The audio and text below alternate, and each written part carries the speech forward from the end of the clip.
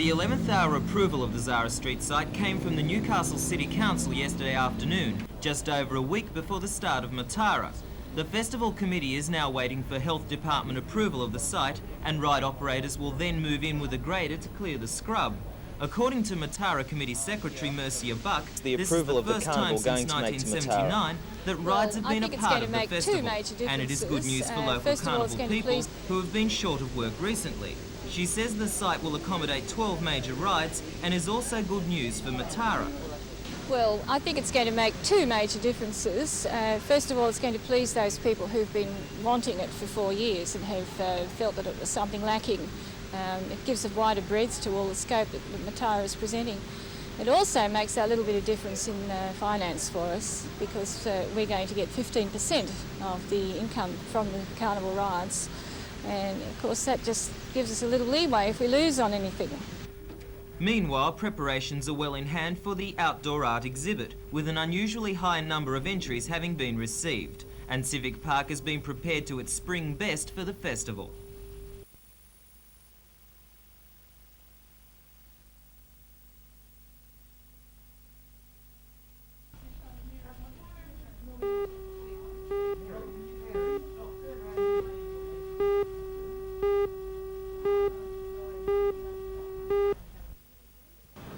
In a joint statement yesterday, it was announced that the Wallsend Soccer Club would sell its Cowper Street site for about $2 million. $650,000 of that will help the club clear its debts. The rest will go towards the construction of a new clubhouse on a 9-hectare site bounded by Midmai Road and Sandgate Road, Wallsend. The club secretary-manager, Alderman Ian Campbell, says the new facility will provide more playing fields. What has happened, of course, is that we've realised that we need additional space for more than one code of football. Now, when you look around out here, there just isn't sufficient room to put more than one field, and we are trying to serve a suburb now with a population of 22,000 people. Obviously, with one ground, we can't fulfil that role, and we need more space. So if we go to a 25 acre club will be demolished to make way for a new shopping complex called a Super K grocery and department store with parking for more than 700 cars. It will be developed by New World Properties, which has yet to submit its plans to the council.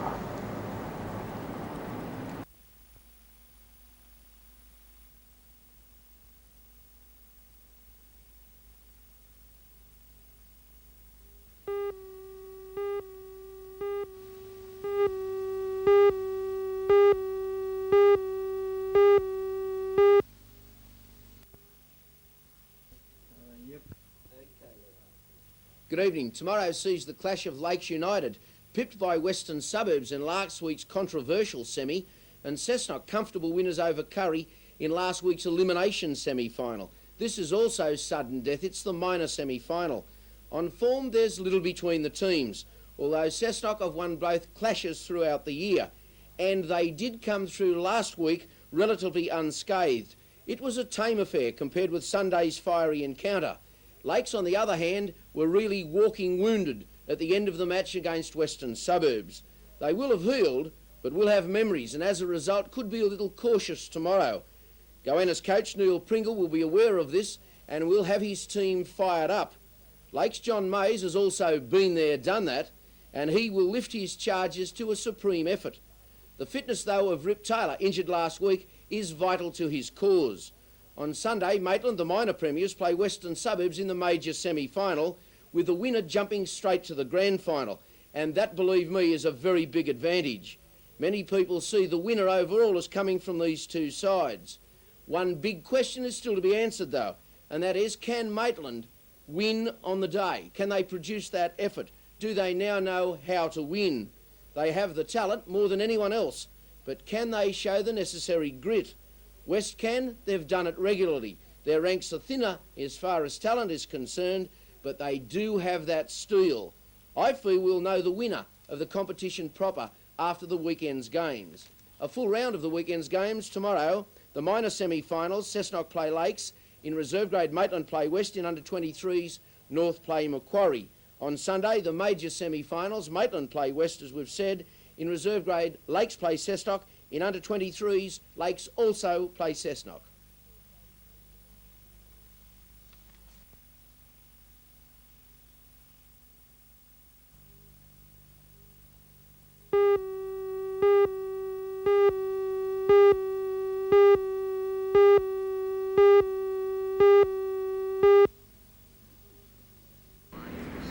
Mr McGuigan believes that Wyndham Estates' latest success justifies his decision to pull out of national competitions. The judging, he says, is biased. I think they're biased, yes. I don't think that it's particularly meaningful. I think that they're probably, as it comes about as a result of the fact that they are bred in a certain area and they make certain wines in that region, and therefore as a result they have an affinity for those styles. But as a result, I think because most judges at national wine shows come out of South Australia, I think that the Hunter Valley generally is at a disadvantage. While Wyndham Estate may not be having much luck on the national scene, it's certainly making up for it overseas. Wyndham Estate scooped the pool at the International Viticulture and Wine Growing Fair in Yugoslavia, and it's the third year in succession the winery has left its mark at the judging. Diploma of Honour with Grand Gold Medal, which was awarded for the 1982 Bin 222 Chardonnay and the 1982 Oak Cask Chardonnay. Two other wines each won a Grand Diploma of Honour with Gold Medal, including this Traminer Riesling and a 1978 Oslays Rhine Riesling. In October, Wyndham Estate will be going after more international recognition at the International Wine Show in England.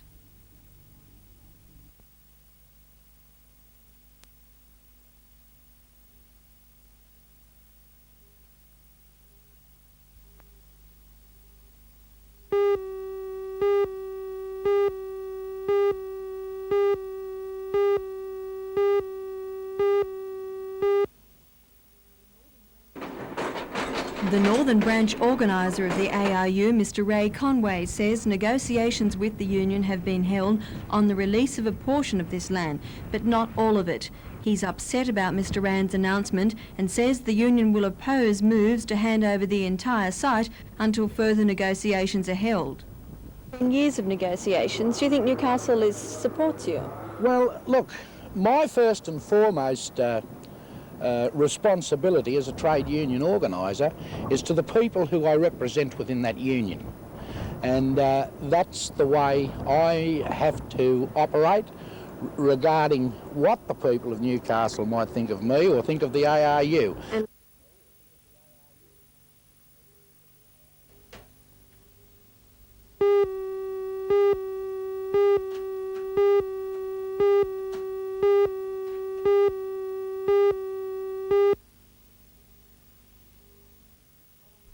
The Air France jet has sat on the tarmac at Tehran since Sunday, during which time several deadlines have passed. The latest threat to kill the 15 hostages comes after the plane was refueled by Iranian authorities so it could fly out. When the hijackers said they intended to blow the plane up over Iraq, the Iranians blocked takeoff, demanding all hostages be freed. So the situation is at stalemate, with the hijackers still demanding that France withdraw all troops from Chad, halt military supplies to Iraq, and release all Arabs held in French jails. The hijackers have also offered to trade all their hostages for the French charge d'affaires in Tehran.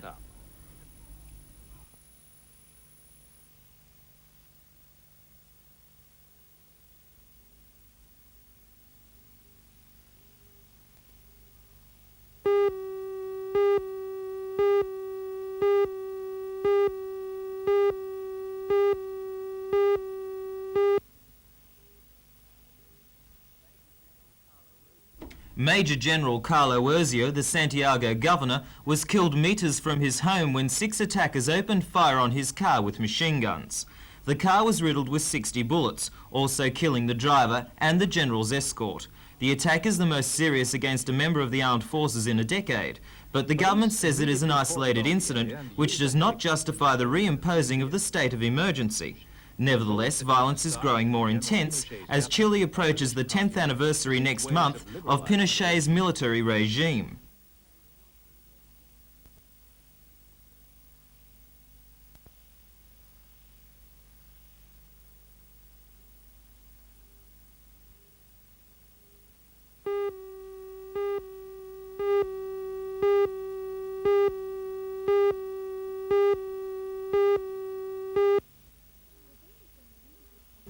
I've rarely seen a musical comedy with so many things going for it as they're playing our song. The list starts with the deliciously warm and witty Neil Simon script, which charts the rocky road to romance of two highly talented but very neurotic songwriters. Next comes the wonderful Marvin Hamlish score, which is probably not the most memorable in the world, but is full of joy and energy, and with a title song you'd like to sing along with. Then there's the dazzling staging, which is probably the most innovative I've seen, using superb graphics projected onto huge backdrops, which gave a modern and gutsy look, a triumph of technology. But these things wouldn't mean a thing without strong performances to bring them to life, and happily we got those last night too. Peter Topano was just dazzling as the bubbly and caring lyricist Sonia Walsk. She sang and danced and acted with tremendous heart. Just as endearing was Barry Quinn as the less outgoing composer Vernon Gersh. These two people carried this big show on their rather slender shoulders tremendously well, and what a big task it is. They play the only characters and they have just limited support from a bubbly chorus of 6.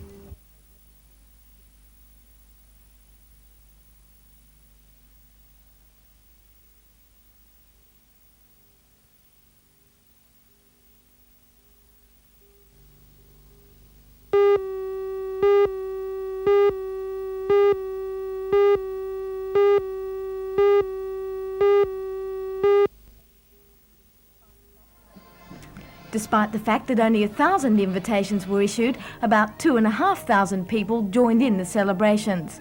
The weather couldn't have been better. Warm and sunny, it was perfect for a party. And what a party it was. There was music, ice cream, games, and no shortage of these cuddly creatures who were, after all, the guests of honour. One of the highlights of the day was the cutting of the birthday cake, carried out in style by the town crier from Old Sydney Town. And we must sing Happy Birthday. Happy birthday to you. Happy birthday to you. The Kangaroo's birthday party has been held on the 1st of September for the past 5 years. Its purpose is to draw attention to the need to protect Australia's best known and best loved native animal.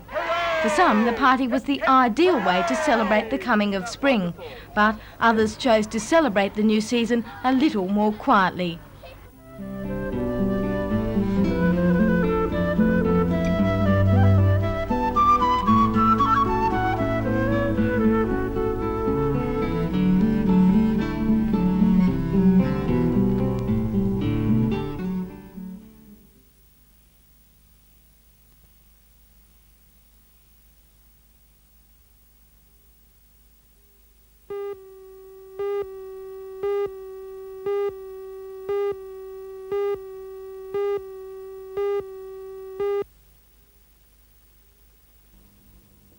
Good morning everyone and welcome.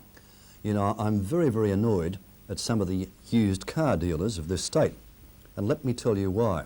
A couple of weeks ago I received a call from a 19-year-old boy who had thought that he had signed a paper, a document, giving him the right to try out a car for approximately a week. That was what he thought. As it turned out, he had signed a contract to buy the car outright.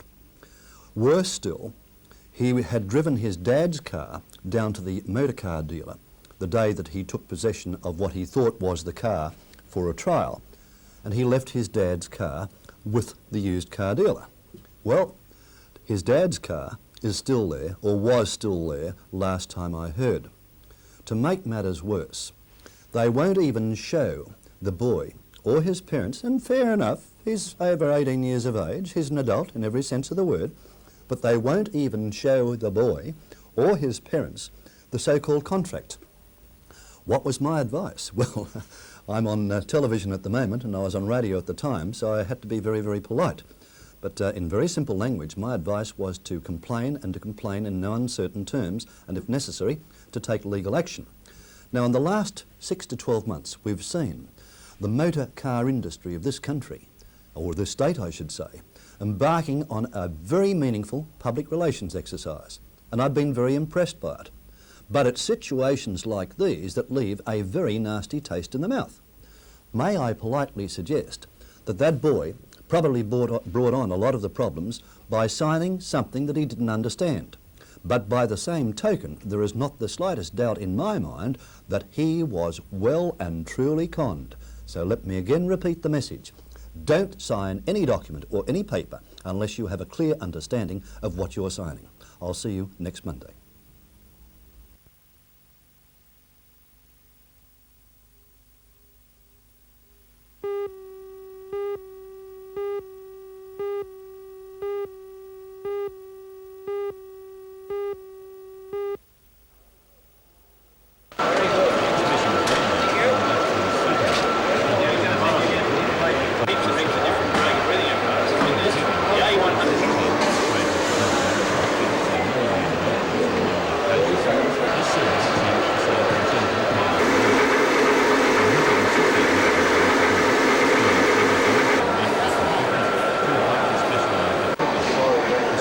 Faces in.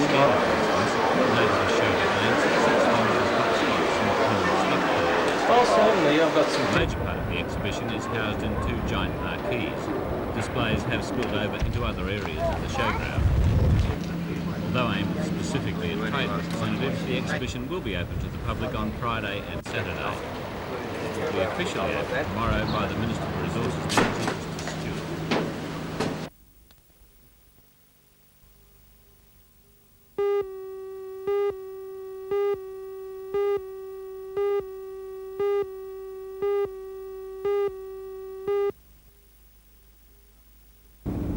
Last week, the transfer of the parachute school was, in service parlance, an A-grade rumour. Now it's fact.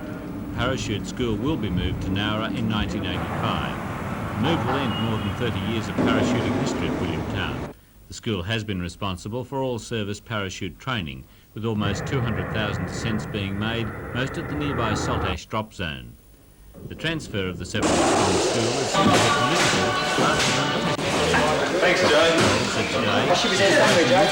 Moving other defence activities to the Nowra base, apparently to compensate for the government's disbanding of the Fleet Air Arm.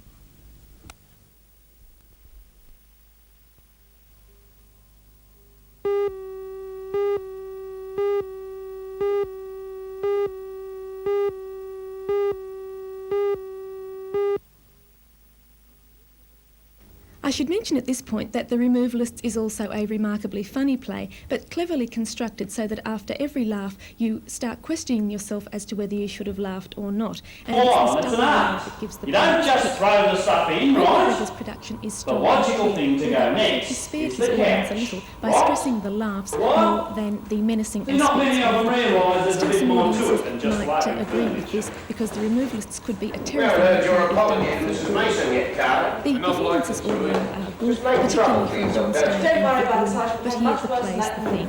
It's the right and important aspect of our society done effectively and most impressively. Entertaining, yes, but it's also much more than that.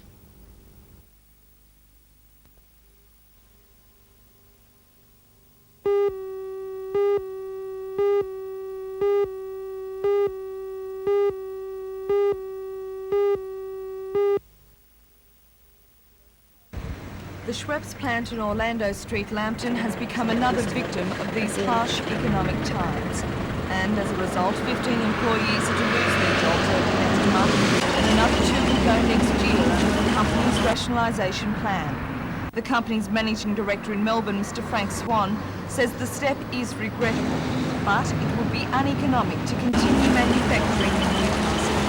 Schweppes took over the former New South Wales aerated waters in the 1950s, and the Newcastle plant has been producing about 30% of the valley's requirements, with the balance coming from Sydney. The company will retain 30 of its staff in its plant, as the selling and distribution facility will remain in operation. Schweppes is the second soft drink factory in Newcastle in as many weeks to close its manufacturing section, the first being the long-established Wairwai soft drink company. Schweppes met with union officials from the Liquor Trades Union and workers yesterday and agreed on a settlement. The company says it will endeavour to find alternative employment for the 15 retrenched workers.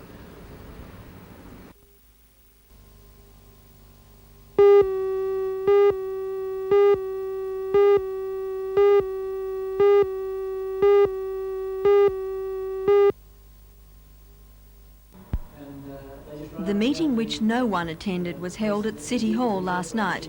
As chairman of the Freedom from Hunger campaign and other welfare groups, Mr Vince Sinclair is used to small gatherings, but he says this is the first time he's drawn a blank. The Freedom from Hunger door knock will be held throughout New South Wales on September the 25th. This year, Newcastle organisers have selected Eritrea as its project.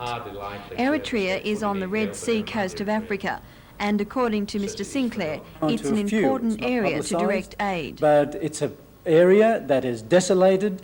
It is not getting the aid normally that is available to areas that suffer a desperate situation such as Eritrea is suffering at the present time. The normal channels of aid, which normally go through governments, generally reach, some of it reach the poor people. But in this particular case, it is not reaching the Eritreans because it has to go through the Ethiopian government, and the Eritreans are seeking independence, and the Ethiopian government consider them to be alien, and they will not channel any aid through to them.